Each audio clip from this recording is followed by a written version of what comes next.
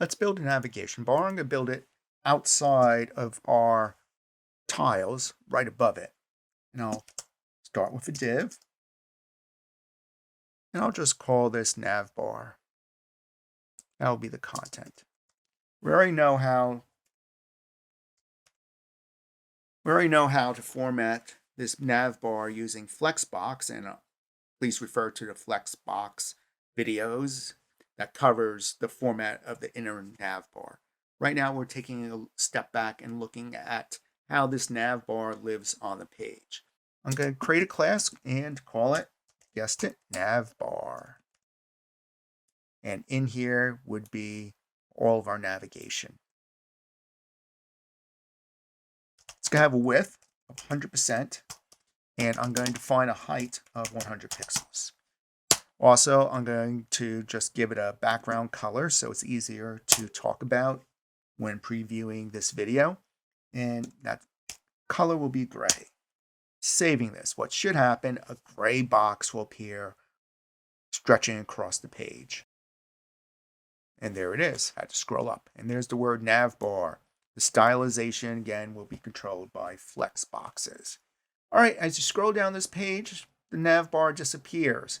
That could be a good experience because maybe there's a nav bar at the footer, or if it's a long scrolling page, maybe there's some nav bar elements off to the left side. Let's talk about different way nav bars can behave. A nav bar can act as a sticky element. What's that? Well, if you go to position, our choices are static, which isn't going to do much for us, or sticky. There's absolute and relative.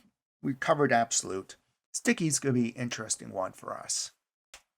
And after adding sticky, I need to add top. How far from the top will this element be? 0 or 0 pixels right at the top. Saving it. Going back to this page and pressing refresh. Ready? Nothing happens. Why? Because you'll see the stickiness for the nav bar as soon as you scroll on down. Isn't that cool? But look, our content's sliding above our nav bar. That part isn't cool.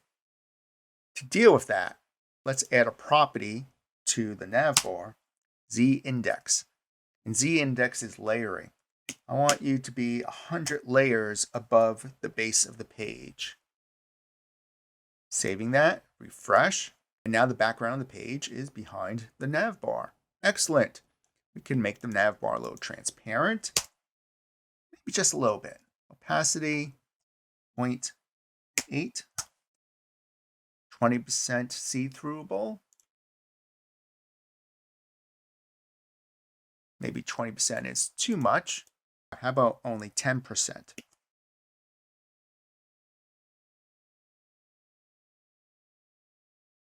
When you use position sticky, don't forget to put the top of 0.